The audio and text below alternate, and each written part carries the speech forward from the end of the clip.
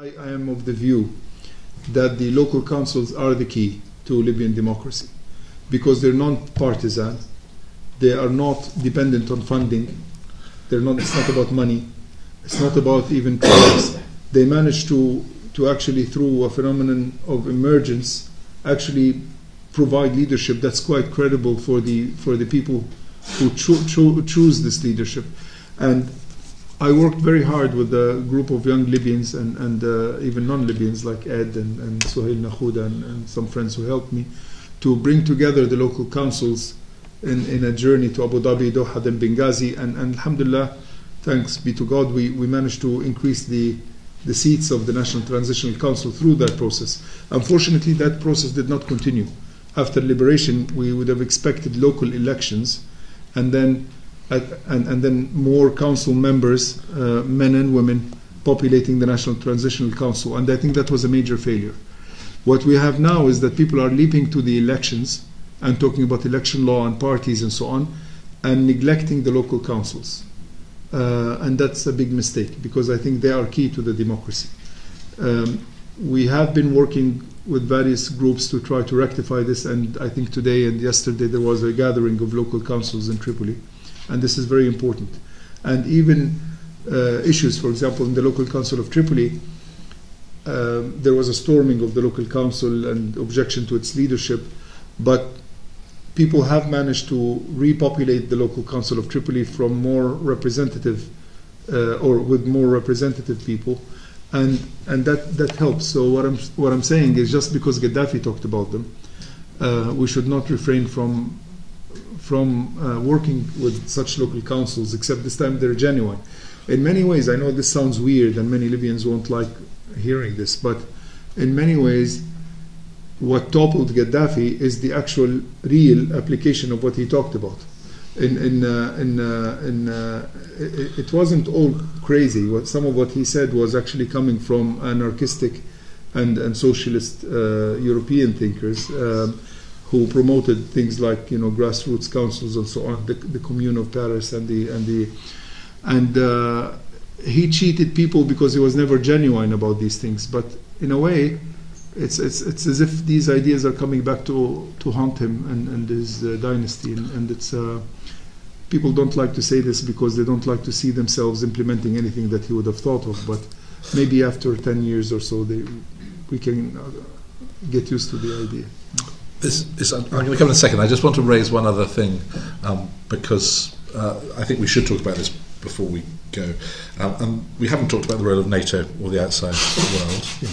And there are those in Syria who would like to see something similar to what happened in Libya happen there. What's your very broad, I know it's an incredibly complicated political question, but ethically, what's your thoughts about that? I can tell you about NATO in Libya. First, I think that without any exaggeration, had NATO not interfered in Libya, Benghazi would have been obliterated. And this is a fact. This is a historical fact. The footage of the kilometers-long army and mercenaries with equipment and so on, who were coming to actually, and they were actually bragging about what they're going to do to Benghazi, and what they're going to do to the women. And I mean, there's footage of what they were saying they will be doing. And had NATO not bombed them, they would have done exactly what they promised to do, because they did it in Misrata and they did it in other places. So I have no doubt that NATO interference or intervention in Libya, which was, by the way, asked for by Libyans, including myself, I must say. I was personally involved in the drafting of the documents requesting the no-fly zone and other things. I have, though I am a theologian, and though I preach compassion, and though I hate violence, I think it was a case of where, had that violence not been inflicted upon those troops, bigger violence would have been the result. So I think in Libya it was the right thing. Is it the right thing in Syria? I'm not a Syrian. I don't know the complexities of the Syrian situation from the inside. Quite frankly, I don't think NATO is really technically capable of of interfering the same way they did in Libya, for a variety of reasons. The complexities of Syria, and also the economic condition, and even the dynamics of Europe has changed, and the dynamics of Europe, the UK and the US has changed. It's a completely different situation. Should there be some form of help to the Syrian people? I think absolutely yes. I think that the Arab League tried its best. Obviously, the regime has been cynical. Everybody should be trying to help the Syrian people, but I'm not so sure that it can be done the same way.